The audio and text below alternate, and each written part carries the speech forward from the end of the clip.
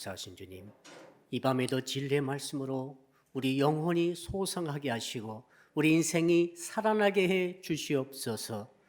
예수 그리스도 이름으로 기도합니다. 아멘. 자, 오늘 주시는 말씀을 찾아서 교독으로 봉독하겠습니다. 에스겔서 37장 1절로 10절의 말씀입니다. 에스겔서 37장 1절로 10절의 말씀을 읽을 때에 구약성경 1210쪽입니다. 교독으로 봉독하겠습니다. 제가 먼저 에스겔서 37장 1절을 읽겠습니다. 여호와께서 권능으로 내게 임재하시고 그의 영으로 나를 데리고 가서 골짜기 가운데 두셨는데 거기 뼈가 가득하더라.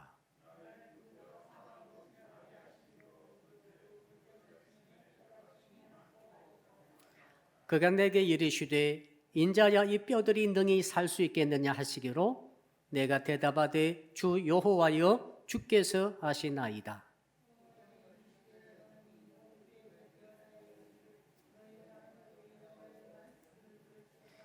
주 여호와께서 이 뼈들에게 이같이 말씀하시기를 내가 생기를 너희에게 들어가게 하리니 너희가 살아나리라.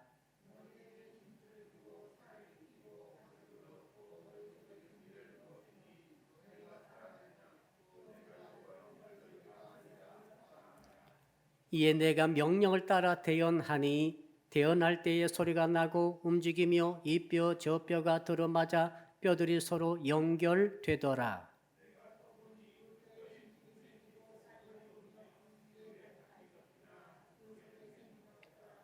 또 내게 이르시되 인자야 너는 생기를 향하여 대언하라. 생기에게 대언하여 이르기를 주 여호와께서 이같이 말씀하시기를 생기야 사방에서부터 와서 이 죽음을 당한 자에게 불어서 살아나게 하라 하셨다 하라.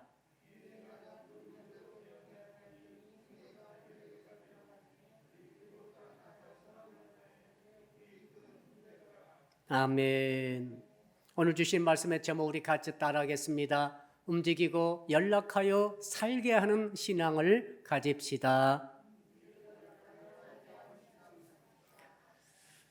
여러분, 모든 살아있는 것들의 특징이 있습니다. 움직인다는 거죠.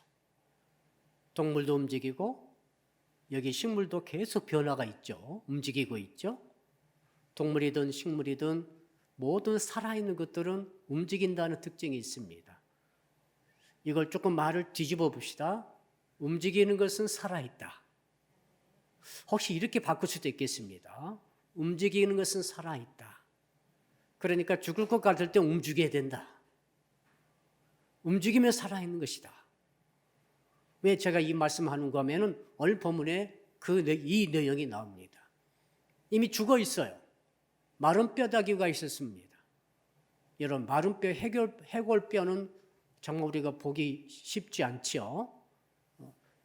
그냥 시신도 아니고 완전히 죽은 지 수백 년 지나가지고 뼈다귀밖에 안 남았는데 그 뼈다귀가 가득 쌓였는데 그 뼈다귀가 움직인다는 장면이 나옵니다. 하나님은 말이죠. 죽어서 뼈밖에 남아있는 그런 영혼이라 할지라도 움직이게 해가지고 순서가 있죠. 살아난 게 아니라 처음에는 움직여요. 이렇게. 그 마른 해골 뼈다귀들이 쫙 깔려있는데 에스겔 선지자한테 그 환상 보여주시면서 하나님께서 선지자에게 명령하죠. 야, 네가 대언해라. 그래서 에스겔 선지자가 주께서 알려주신 말씀 그대로 뼈들아, 마른 뼈들아 살아나라 라고 대언을 했습니다. 말씀을 선포하니까 뼈들이 어떻게 되는가 하면 처음에는 뼈끼리 움직이더니 그 뼈가 맞춰집니다. 사람의 뼈가 200 몇십 개가 있죠. 자세한 숫자는 이제 없습니다만은 230개의 뼈다귀 숫자가 있어요. 그 뼈들이 이제는 움직이더니 터덕 붙기 시작합니다. 연결되더라. 그러더니 힘줄이 생기더라. 힘줄이 생기더니 살이 채워지더라. 살 속에는 내장도 다 들어있겠죠. 내장이 채워지고 핏줄이 생기고 기관기관에 심장도 생기고 이제 그러면서 제일 나중에는 피부가 덮이더라.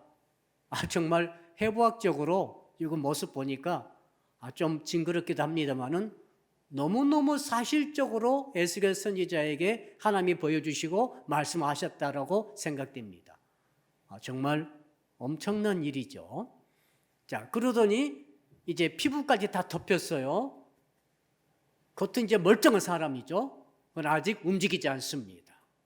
아직 생명은 없습니다. 그때 이제 두 번째로 생기를 향하여서 태어나라, 생기야 들어가라 했더니 그렇게 태어나라 해서 에스겔 선지자가 알겠습니다 하고 순종해서 생기를 향하여서 생기야 너는 지금 피부까지 다 덮여있는 죽어있는 이스라엘 사람들에게 들어가서 살아나게 하라 라고 할 때 생기가 들어가므로 그들이 결론은 그거죠. 다 알고 있죠. 진짜 살아났다는 거죠. 진짜 살아나가지고 탁 섰는데 보니까 이스라엘의 군대더라. 이건 전부 다 환상이었죠. 에스겔 선지자에게 보여주신 환상이었다는 거죠.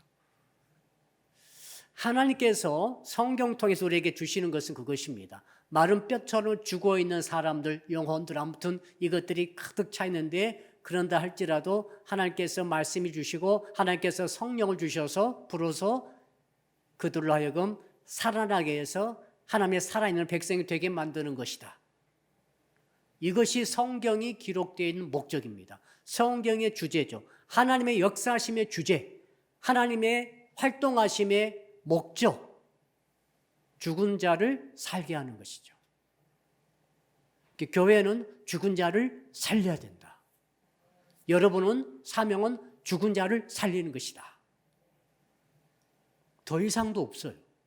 아무튼 여러분을 만난 사람은 전부 다 살아나기를 주 이름으로 축복합니다. 저는 여러분이 한 사람도 죽이지 않기를 축복합니다. 누가 되었든지 여러분 만난 사람, 여러분들이 아내 되신 분들은 여러분 남편 만나서 남편을 지금 살리고 계시죠? 아멘. 별로 아멘이 안 왔습니다. 남편 되신 분들은 아내 만나서 아내를 살리는 거죠. 자, 친구 만나면 친구를 살리고 친척으로 만나면 친척을 살리고 아무튼 여러분에게는 한 가지의 사명밖에 없는 거죠. 살리는 사명이 있는 거죠. 죽이는 게 아닙니다. 살리는 것이죠. 한번 따라 합시다. 우리에게는 살리는 사명이 있습니다. 근데 이건 정말 불가능합니다. 이미 죽어버리면 우리는 끝이라고 생각하고 있습니다. 죽어서 뼈다귀밖에 안 남았는데 그거 어떻게 살립니까? 우리는 못합니다. 그런데 하나님께서 에스겔 선지자에게 에스겔 선지자는 우리와 똑같은 인간입니다. 그래서 죽은 자를 살릴 수 없고 뼈다귀는 더 나아가 뼈다귀는 어떻게 살릴 수 있겠는가?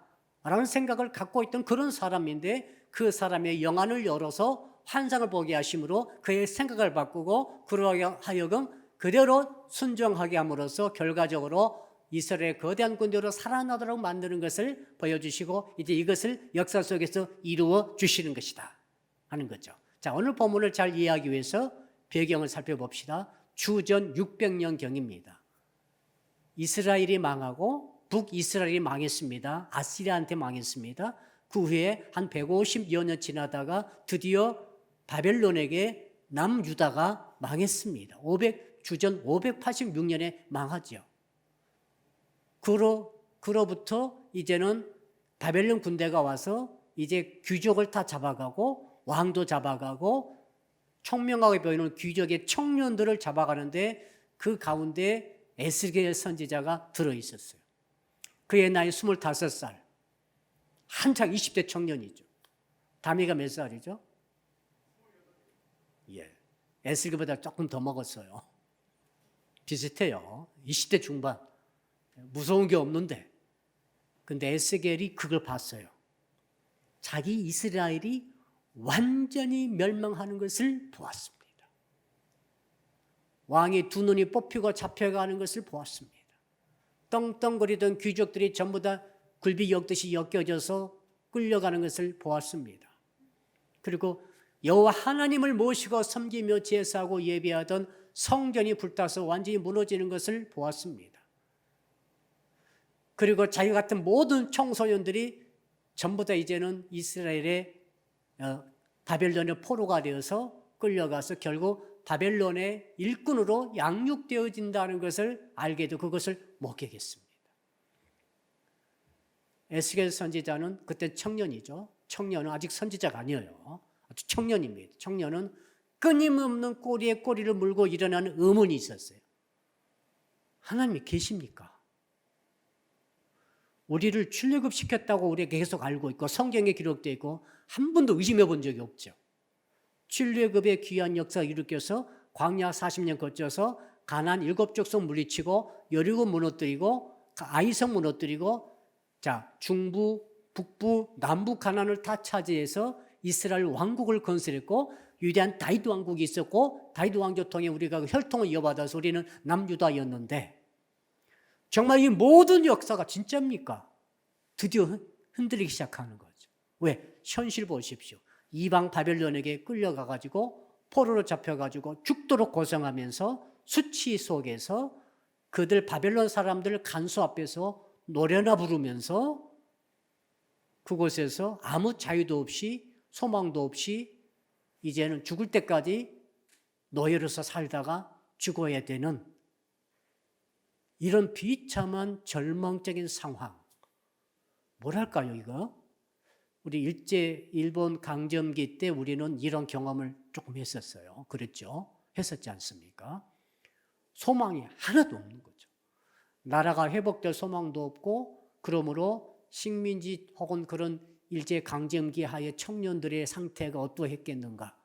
일본은 해외로 가서 독립운동하다가 죽어가고 일본은 일본에 끌려가서 징용 가서 죽어가고 아무튼 일본 말을 써야 되고 일본 문화 속에서 일본 사람 명령 듣고 일본 사람들을 무서워하면서 조공을 바쳐야 되고 완전히 절망 아니겠어요?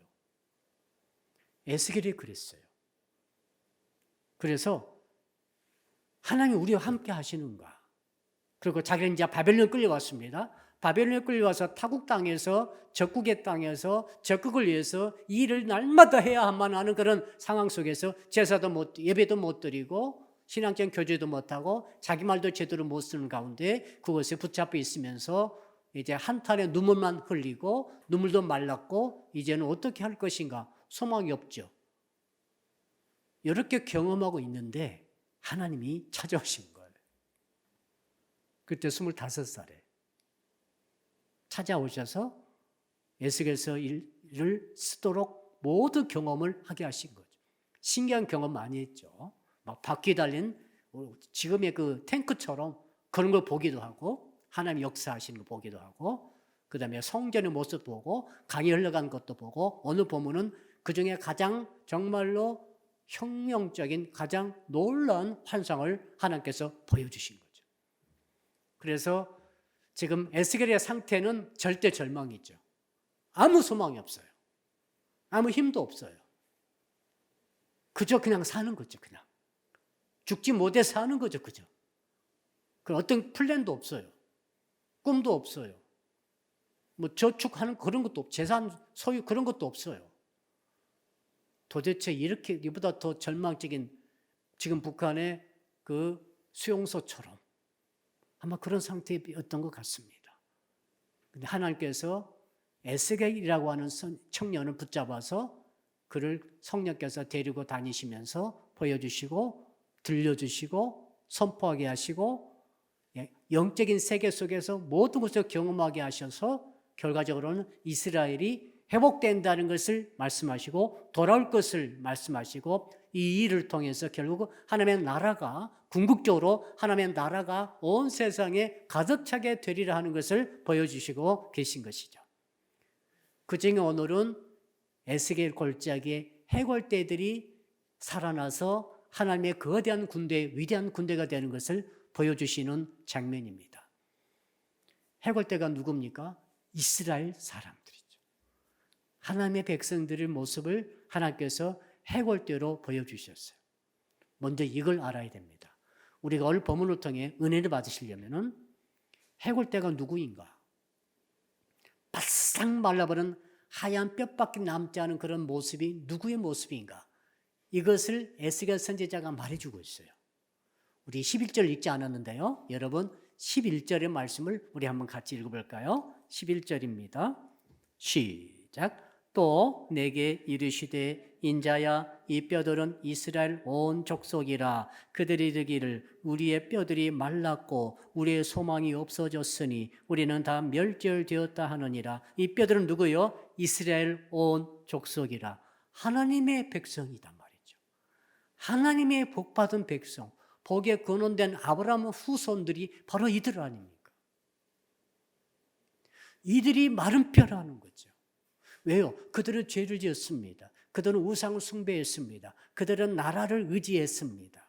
그들은 하나님 말씀을 지키지 않았습니다. 그는 도덕적으로 그들은 부패했습니다. 그들은 제사제에 눈으로 가리고 아웅하듯이 정말로 마음 따로 행동 따로였습니다. 그렇게 하나님 보실 때 그렇게 역겨울 수가 없어요.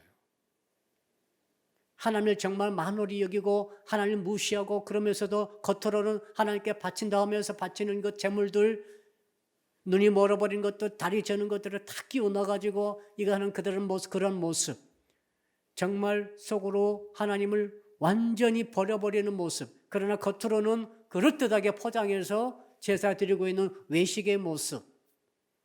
자, 그러니까 이 모든 모습 속에서 하나님께서는 선지자들을 계속 보내셨습니다. 이사야도 그 중에 한 분이고 에레미야도 그 중에 한 분 아닙니까? 그 위에 많은 무명의 선지자들이 있었어요. 그 선지자들이 가가지고 하나님의 말씀을 선포합니다. 그렇게 하지 마라. 우상 숭배하지 마라. 나라를 의지하지 말라. 나만을 의지하라. 절대 그 나라와 연합하지 마라. 계약 맺지, 조약 맺지 말아라.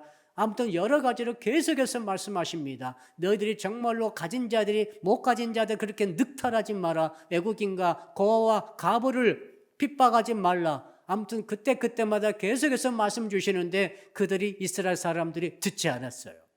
불순종합니다. 그게 뭡니까? 죄 아닙니까? 죄 지은 영혼은 죽는 것이죠. 하나님께서 그걸 여러 차례 말씀하셨죠. 죄 짓는 영혼은 죽는다. 여러분, 에덴 동산에서 하나님께서 아담과 하와에게 말씀하셨습니다. 특히 아담에게 말씀하신 것으로 보입니다. 저 선악을 알게 하는 나무 열매를 절대 따먹지 말아라. 아담이 따먹고 말았습니다. 죄를 범했죠. 죄를 범함으로 말미암아 어떤 일이 생겼습니까? 바로 죽는 게 아니었어요. 주께서 분명히 경고하셨죠. 따먹는 날에 네가 정령 죽으리라 그랬는데 죽지 않았습니다. 그렇다고 안 죽은 것입니까? 자, 그들의 육신은 죽지 않았어요. 결국 나중에 죽게 되죠. 그러나 그 순간 그 영혼은 죽었어요. 그 영혼은 죽는 거예요. 여러분, 죄를 짓게 되면 그 영혼은 살 수 없습니다. 죽게 됩니다. 왜요? 죄라고 하는 것은 하나님과의 관계 속에서 단절을 의미하죠. 이거 영적 죽음이죠. 그러니까 이스라엘 사람들이 포로로 잡혀가기 전에 훨씬 전에 영혼이 죽어버렸어요. 이때 포로로 잡혀갔다 합시다. 주전 586년에 남육 유다가 망하는데 이때 포로로 잡혀가죠. 육신의 죽음이 나타난 것이고 그 영혼이 죽은 것은 훨씬 전에예요. 훨씬 전에 불순종할 때 영혼은 죽은 것입니다. 아담이 불순종할 때 그 영혼이 죽었죠. 그러나 육신으로 살아있었죠. 할 일 다 했어요. 아기도 낳고 집도 짓고 살았어요. 그래서 육신은 나중에 이제 늙어서 죽게 됐죠. 그러나 그 영혼은 선악을 알게 하는 선악과 열매를 먹는 순간 죽은 거예요. 이걸 우리가 잘 알아야 되겠습니다. 이스라엘 사람들이 영혼이 죽어버렸죠. 수백 년 지났습니다. 마른 뼈다귀가 된 거예요. 그 상황 속에서 이제 육신적으로 드러나서 포로로 진짜 잡혀가게 된 거죠. 이제 비극이 생긴 거죠. 사랑하는 성도님, 저는 여러분들이 여러분의 영혼을 절대 죽이지 않기를 축복합니다. 지금 내 육신의 모습이 괜찮다고 그래서 내 영혼이 괜찮은 것이 아니고 혹시라도 내 영혼이 죽어버렸는데 육신적으로 버티고 있는 그럴 상황이 있다는 것을 오늘 본문이 보여주고 있죠. 그래서 우리 성도들은 어떤 일이 있다 할지라도 죄를 지어서 영혼이 죽는 일을 절대로 해서는 안 될 줄로 믿습니다. 이 일이 지속되다 보면 어느 순간에 이제 육신도 완전히 망할 때가 오는 것이다라는 것을 오늘 본문이 우리에게 보여주고 있습니다. 그러므로 우리는 본문을 통해서 뭘 깨닫습니까? 내가 살아있는 자인가 죽은 자인가? 물론 우리는 살아있죠, 육신적으로는. 직장 나가시죠? 돈도 벌고 아이들 학교도 다니고 계획도 세우고 놀러도 다니고 내일 모레 이제 설날인데 또 만나서 친지척 만나서 또 세배도 드리고, 저도 어제 어머님 만나 뵙고 세배를 드리려고 했더니 세배를 제대로 안 받으시겠다고, 그냥 세뱃돈만 주라.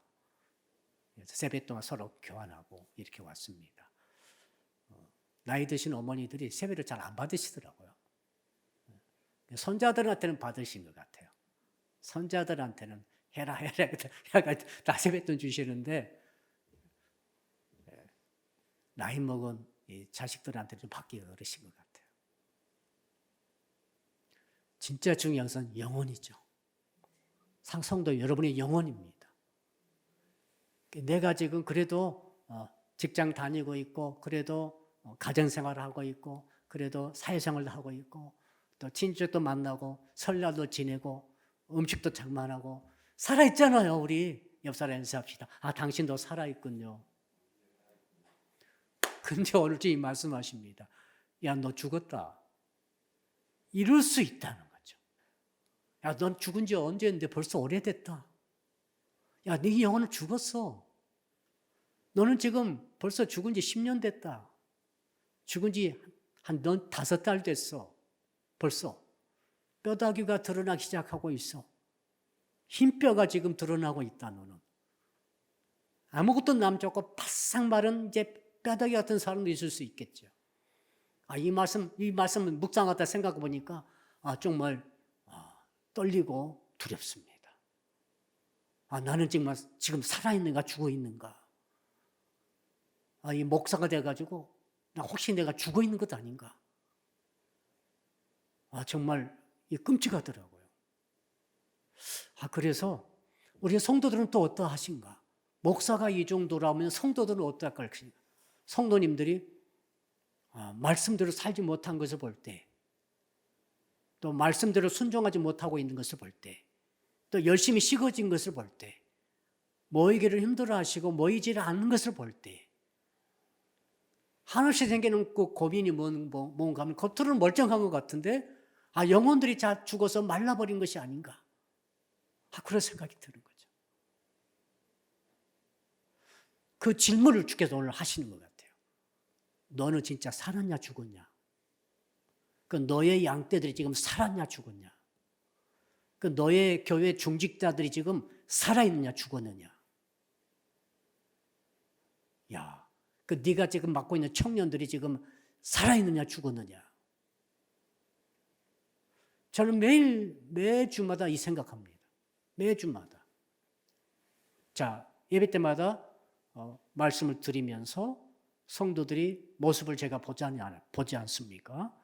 그 설교할 때 말씀을 제대로 못 받으신 성도도 계시고, 잘 받으신 성도도 계시고, 그러면서 그 영혼을 생각해 보는 거죠.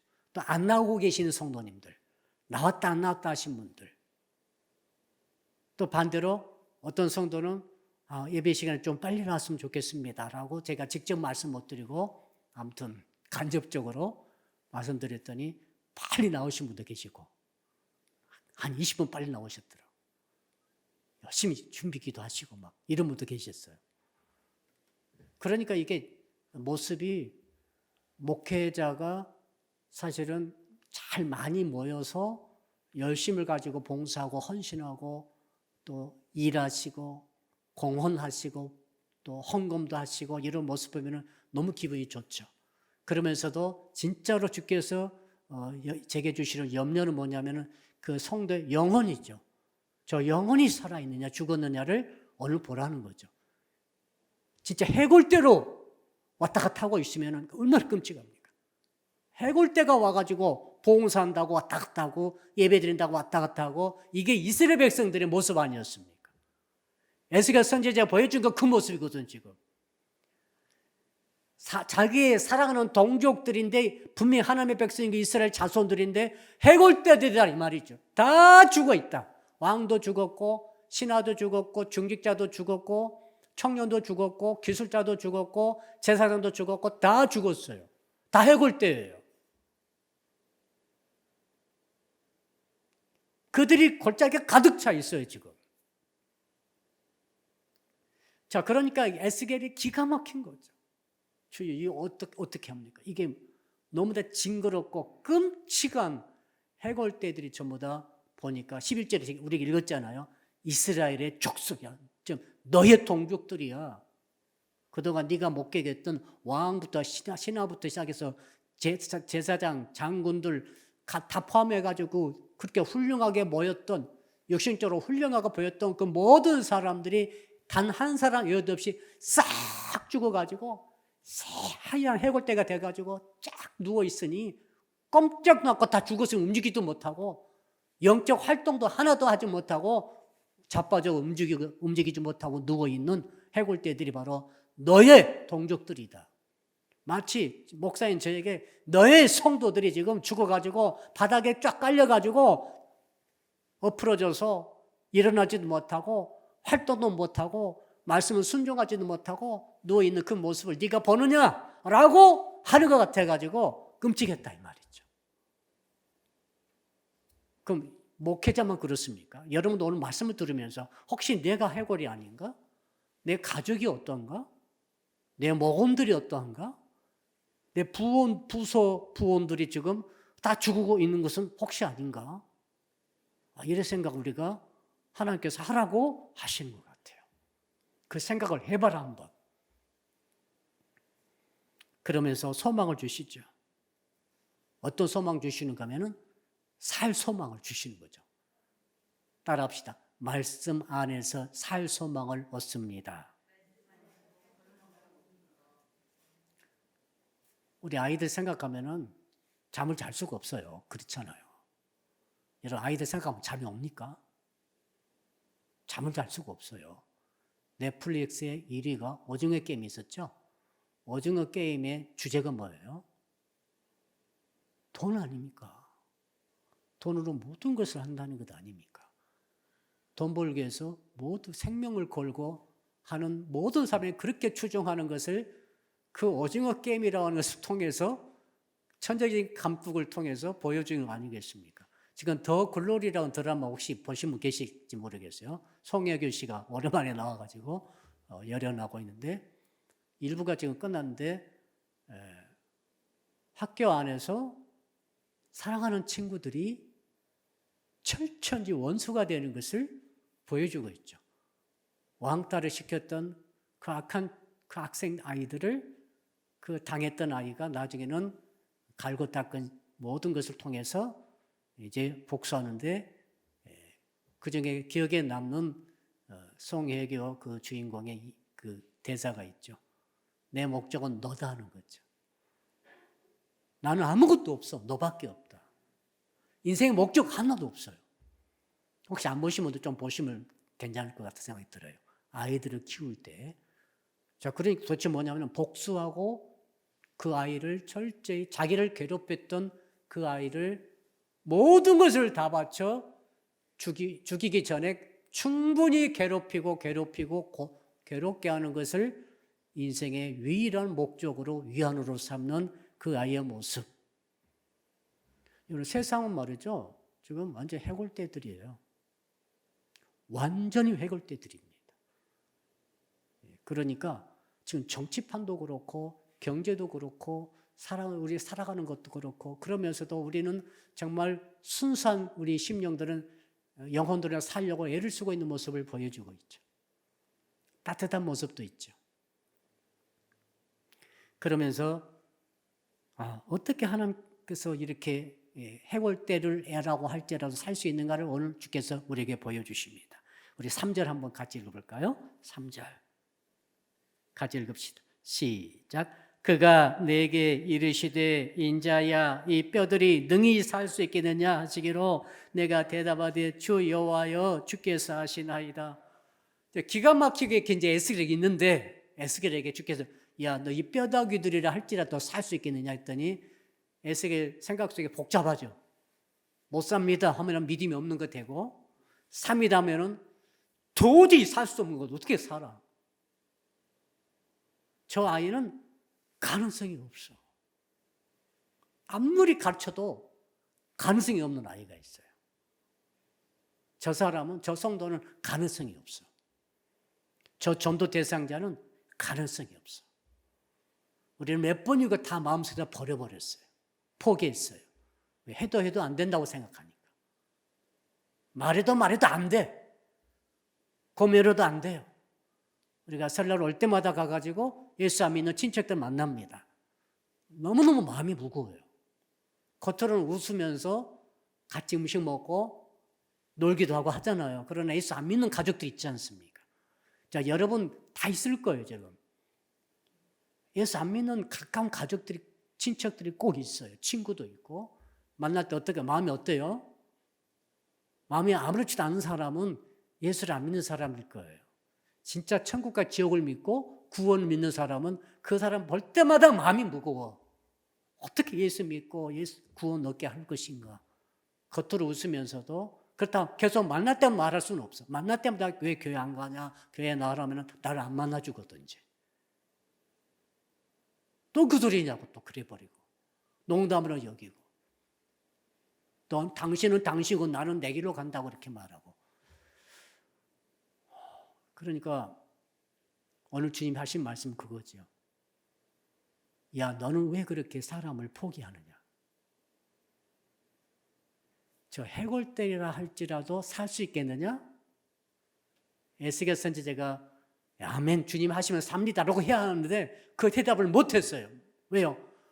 믿음이 없는 거죠 지금. 그리고 그냥 주님이 아십니다. 참 빠져나간 대답을 잘했습니다. 그냥 주님이 아십니다. 그때 주께서 뭐라고 하십니까? 4절 한번 읽어볼까요? 4절 시작. 또 내게 이르시되 너는 이 모든 뼈들에게 대언하여 이르기를 너희 마른 뼈들아 여호와의 말씀을 들을지어다. 따라합시다.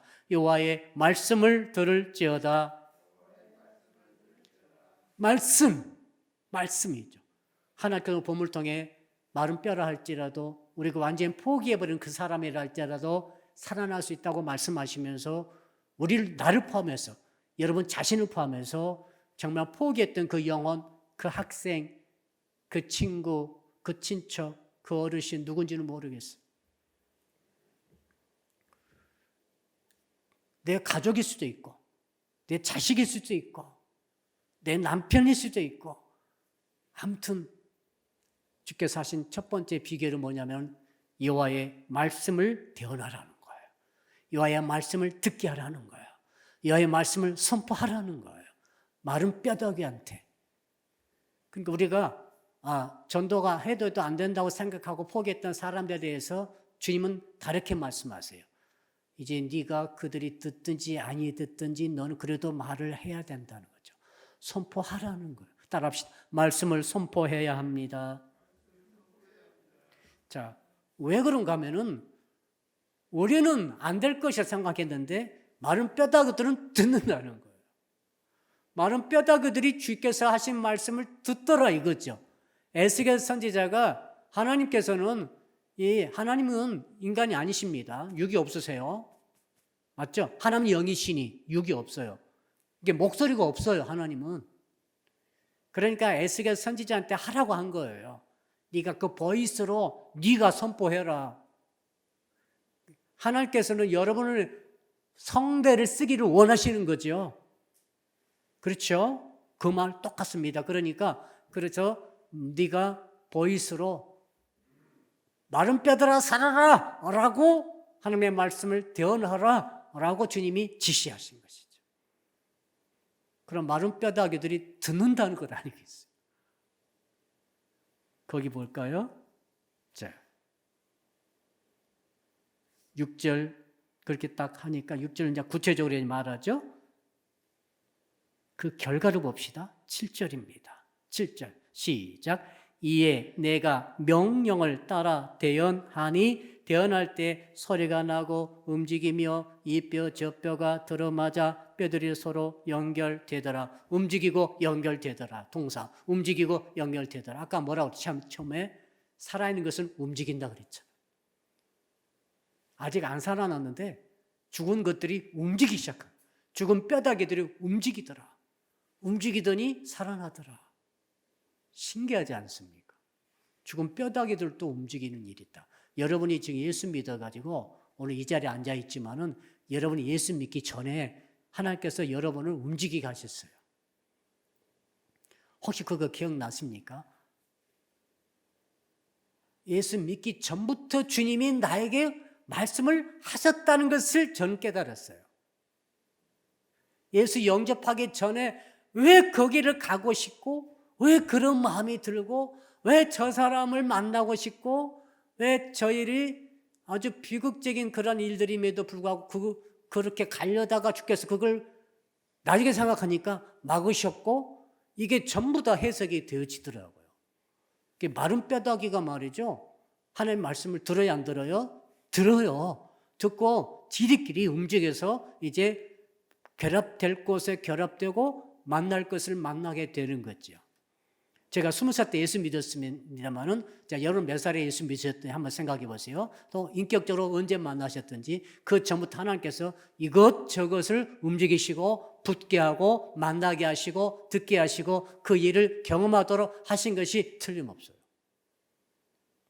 지금 마른 뼈다귀들이 아직 살지 않았어요. 움직이고 있지 않습니까? 뭐에 따라서 말씀을 할 때. 그러므로 사랑하는 성도 여러분, 여러분이 누구를 만나든지 간에 믿음을 가지고 꼭 필요한 말씀을 할 수 있기를 축복합니다. 예수 믿으라고 말씀 한마디 정도는 꼭 해야 하기를 간절히 축복합니다. 그리고 축복 기도를 또 좋아해요. 축복 기도를 열심히 기회가 되면 할 수 있기를 축복합니다. 그게 필요해요. 어느 순간 어떤 마른 뼈다귀가, 마른 뼈 같은 어떤 심령이 바싹 말라가지고 정말 튕겨내고 말씀은 정말 귀에도 듣지도 않을 그런 사람인데 혹시 하나님께서 그를 마른 뼈다귀임에도 불구하고 움직이고 계실 줄 모르거든요. 그때 여러분 대연의 말씀을 듣고 감동이 되면은 그 영혼도 결국에는 예수를 구주로 믿는 은혜가 있을 줄로 믿습니다. 그래서 마른 뼈 같은 영혼을 살리는 첫 번째 방법은 말씀의 대언이죠. 말씀을 듣게 하는 것이죠. 처음에 누굽니까? 나 자신.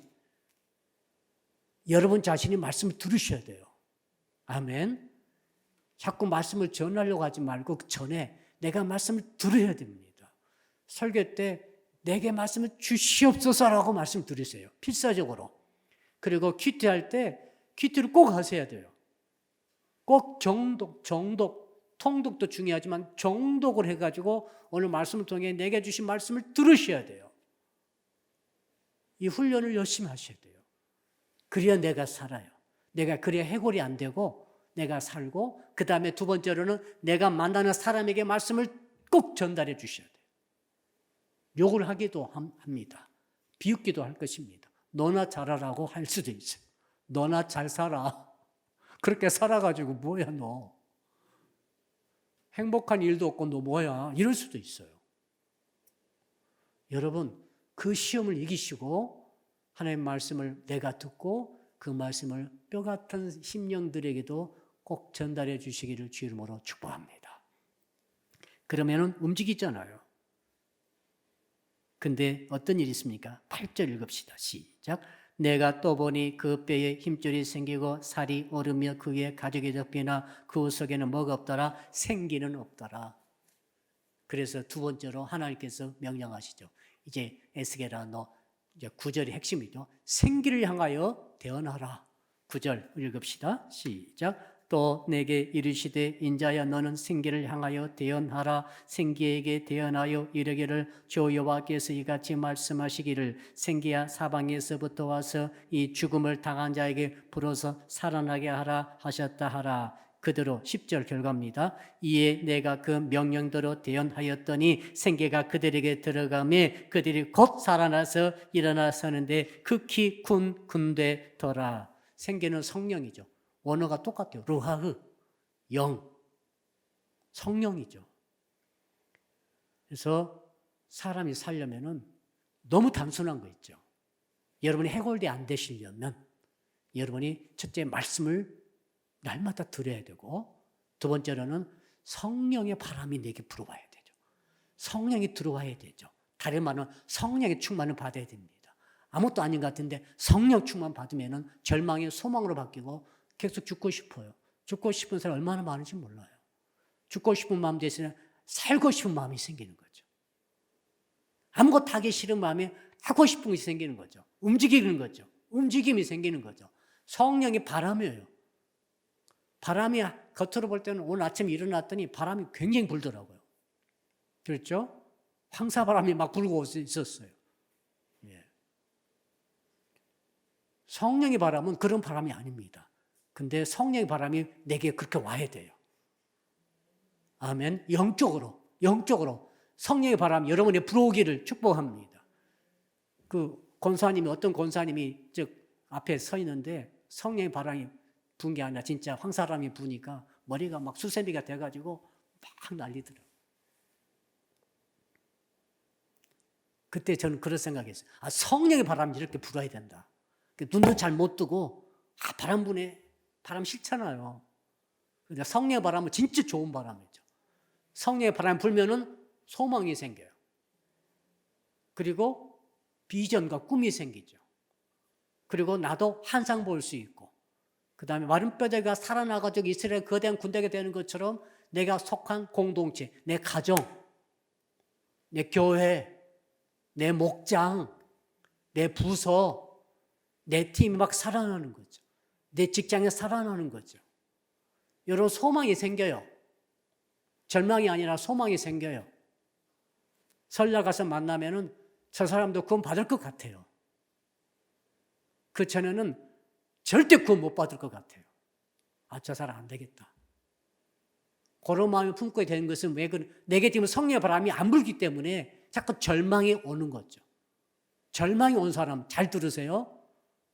나 진짜 가게를 딱 열었는데 안 될 것 같아. 아무것도 안 될 것 같아. 왜요? 마른 뼈다귀 같은 그 상황밖에 없는 거예요. 그냥 성령의 바람이 불게 되면, 제 말씀을 듣고 성령의 바람이 불게 되면 소망이 생기고 될 것 같아요. 그리고 될 것 같은 속에서 아이디어가 막 와요. 아이디어가. 어떻게 전도하겠다. 어떻게 뭘 갖다 주고 싶다. 갑자기 뭘 주고 싶어. 그러면은 그 받는 사람이 보통 한 2만 원짜리, 3만 원짜리 이렇게 선물을 하는데 한 30만 원짜리를 주고 싶어. 명품 하나 주고 싶어. 작은 것도 한 30만 원 하더라고요. 그럼 그걸 뭐 주고 싶은 마음 생겨. 주는 거예요. 아깝지 않아? 아니, 성령의 바람이 불면은 그런 바람이 분다니까요. 주게 되면 그 사람이 충격받아가지고 갑자기 달리 생각하는, 그 전에는 조롱하고 비웃고 하다가 다르게 생각하는 거죠. 예수 믿는 것이 저런 점이 있구나. 라고 예수 진짜 생명 들어가기 전에 있는 움직이는 일들이 막 일어나는 거죠. 여러분이 그러므로 나 자신에 대해서 내가 속속한 회사든지 직장이든지 사업장이든지 친척이든지 가족이든지 대인관계에 있어서 자꾸 좌절과 절망스러운 마음, 부정적인 생각이 계속 오는 사람들은 성령의 바람을 받으시기를 주 이름으로 축복합니다. 성령의 바람에 불어오는 그 특징이 뭐냐면은 소망을 갖는 거죠. 바벨론에서 붙잡혀서 다 죽어 있는 해골대 같은 그런 사람이 현실이라고 한다면은 이제 성령의 은혜를 받아가지고 말씀을 대언하고 생기를 향해 대언했던 에스겔 선지자들 눈앞에서 그들이 일어나가지고 이스라엘 거대한 군대가 되어버린 것을 보면서 에스겔은 그때부터 뭘 갖겠습니까? 소망을 갖는 거죠. 다 절망하고 있는데 혼자 소망을 갖게 된 거죠. 성령의 바람을 받았잖아요. 오늘 밤에 사랑하는 성도 여러분, 여러분의 환경, 처지, 여건, 나라의 형편, 나라가 지금 갈수록 안 좋죠. 안 좋다고 그랬죠? 정치도 보니까 너무 그런 것 같아요. 경제도 너무 없고 집값도 막 떨어지고 맞떨어진다고 하기도 하고 아무튼 여러 가지 일이 직장도 정말 어떻게 잘 될 것인가 취업 문제도 있고 새로 사업을 개업하는 문제도 있고 또 청년들 나름대로 또 많은 과제가 있는데 다 전부 보면은 절망적이에요. 마른 뼈다귀 같아요. 그다음 우리 교회 모습, 자 교회 모습 보면은 정말 마른 뼈다귀 같은 생각이 들 때가 있어요. 진짜 필요한 게 뭡니까?